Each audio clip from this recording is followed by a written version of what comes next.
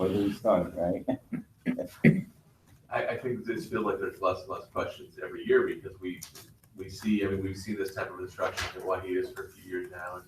And so, not that, you know, probably it's good to see it, but that might be why we don't have very many questions. They've been answered before. Well, thanks.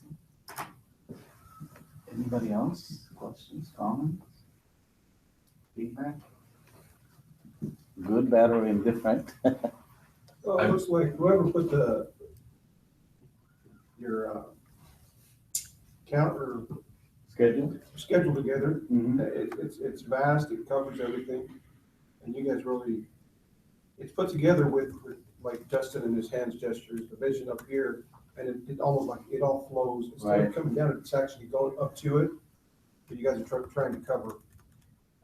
It's all this guy over here. He's the mastermind. Good job. He's my go-to guy. So I mentioned it to a couple people, it was interesting how the perception from the teachers on Eureka Math. Mhm. And the reason I asked the kids the question, I want to see kind of good gauge for what their feeling was, and they seemed to really be enjoying math. And then I mentioned to Pete, he said there's probably some perspective that can be brought to that. So I'm interested to hear what your guys' feelings are on where the teachers are at. I thought we only had, that was our perception, that we only had one grade level that was kind of against Eureka. But you might have gotten a different perspective from the representation of teachers that you had in the room.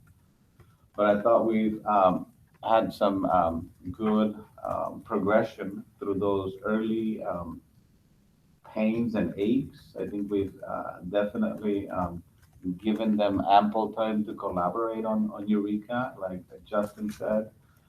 We've subbed one grade level team at a time so that they can go to the district office and just work on Eureka, pick a module or pick a unit and just dissect it, look through it, reword any of those questions and lesson phrases if they feel that's needed. But just to get their hands in there and kind of look at it closely and be able to adjust and modify and put in also their own perspectives, their own personalities in looking through the standards and making sure that Eureka is kind of feeling the need to be able to teach those standards. I think it's been, how do I say this,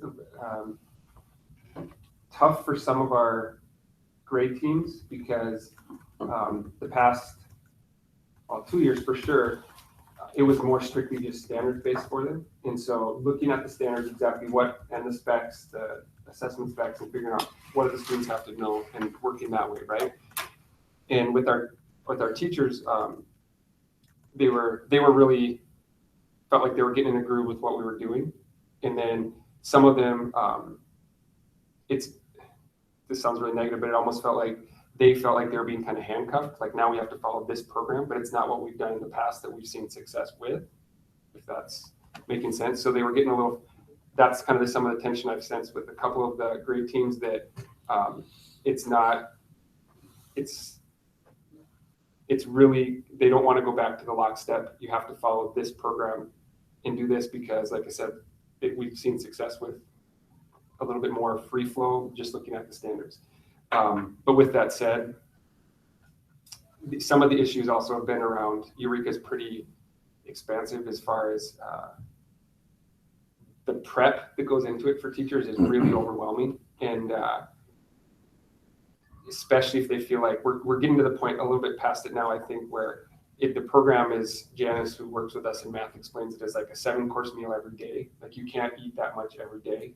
And so you have to kind of pick apart what part of the lessons that you can that really are important that you really need to teach. And some haven't felt comfortable with that yet, as far as like which parts are important. And if I'm leaving this out, is that really the most important part? And if so, I'm doing them a disservice. And so that's caused a lot of stress that just trying to figure out the program in general. So, I think some hesitation and frustration that adds to that, what Justin just said, is also that Eureka calls for some of the concepts maybe not teaching them to mastery, and the perspective from Eureka is they'll see it again in the next 3 weeks, 3 months. So they were having a hard time kind of coming to terms with that because one of the things is in the expectations is that they'll teach to mastery. So I know that was brought up as one of the factors that was giving them hesitation with Eureka. Yeah. Just to give a little background, you all remember where we were last year, especially at this building, pushing back a little bit on saying, part of that rationale was we for some of those programs, we had a couple hours to review it and respond to a survey that was next to impossible to answer for teachers. They just didn't have the background around the program. So this has really been a pilot year for Eureka. And in the initial survey results from grade chairs across the system, it's been about 70 to 70% who do not want to pilot another program and who are confident in the rigor of Eureka and also feel like they could recommend it with confidence. So I think the statement I would push back on this morning that I heard from one teacher was, nobody likes it.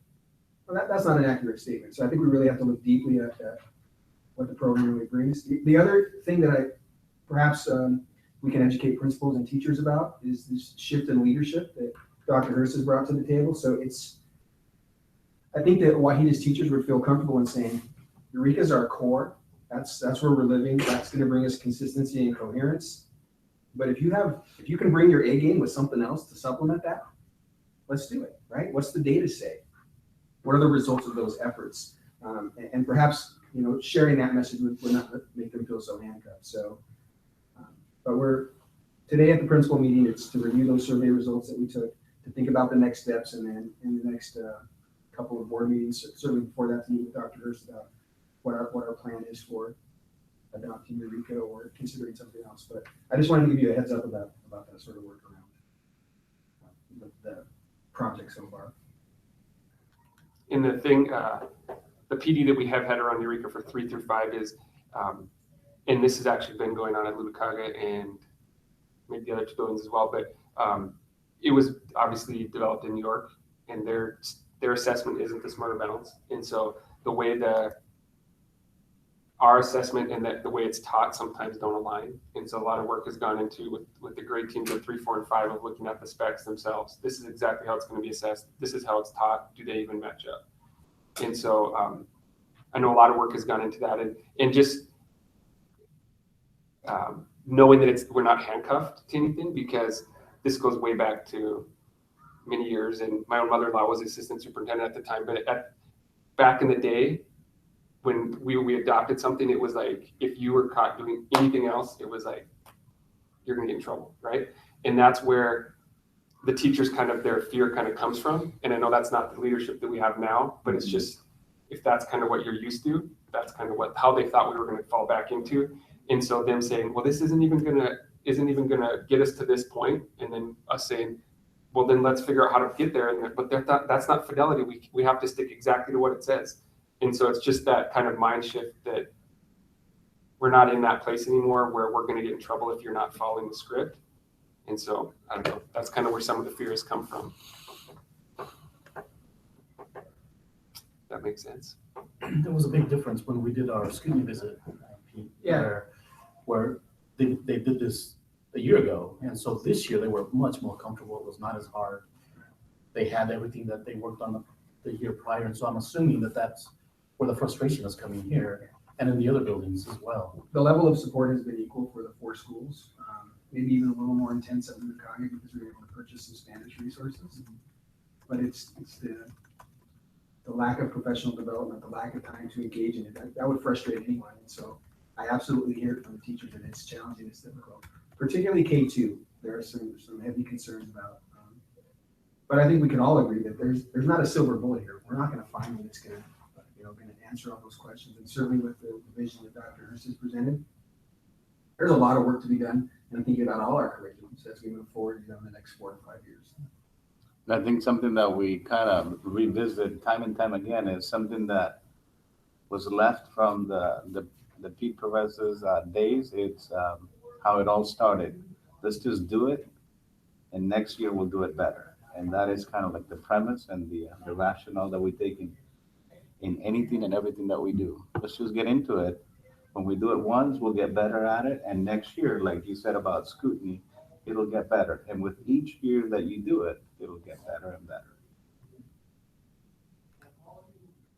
Can I provide some clarity on one more issue, the substitute PLC concern or the professional learning? So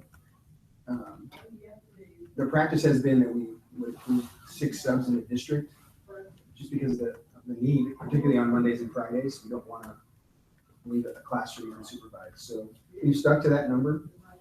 And it really has been a timing issue. So if the building plans ahead and says we're going to this, then we calendar those days in a common calendar through that students.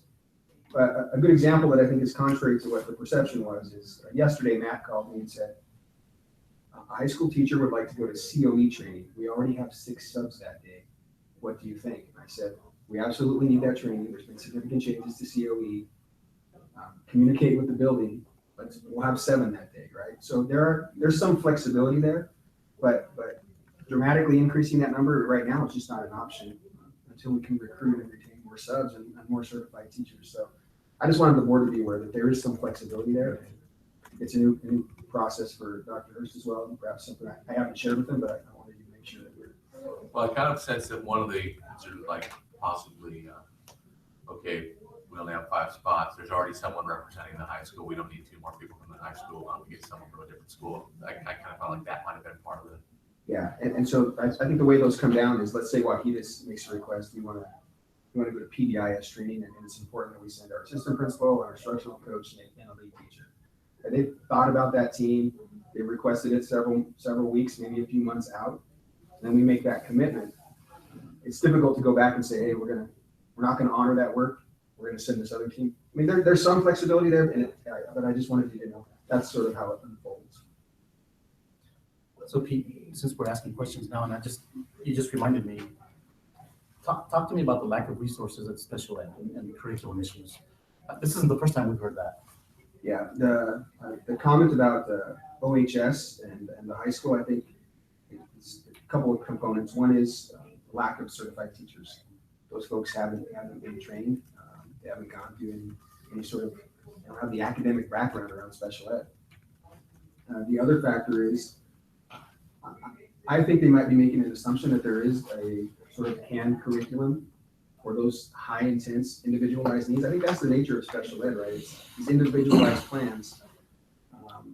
But there is a significant amount of work to be done around coherence and bringing that together. And that came through pretty clearly today that what's happening here sounds like it's different than what's happening in MMS with special ed, and certainly different at the high school. So some of the help we try to put in place, I think, involves, is Tamar still there?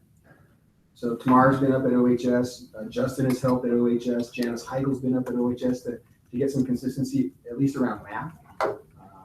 We tried to support the instructional coach, but there's some concern there, certainly, about supporting those teachers. We won't want to scare them off, right? But it's been such a challenge to, when you imagine, I mean, you guys have been engaged in this for several years. We're going to pull you off the street from Adams County, go teach special ed. You're a smart, competent man. It's going to be tough. And that's sort of what we're dealing with in some of those areas.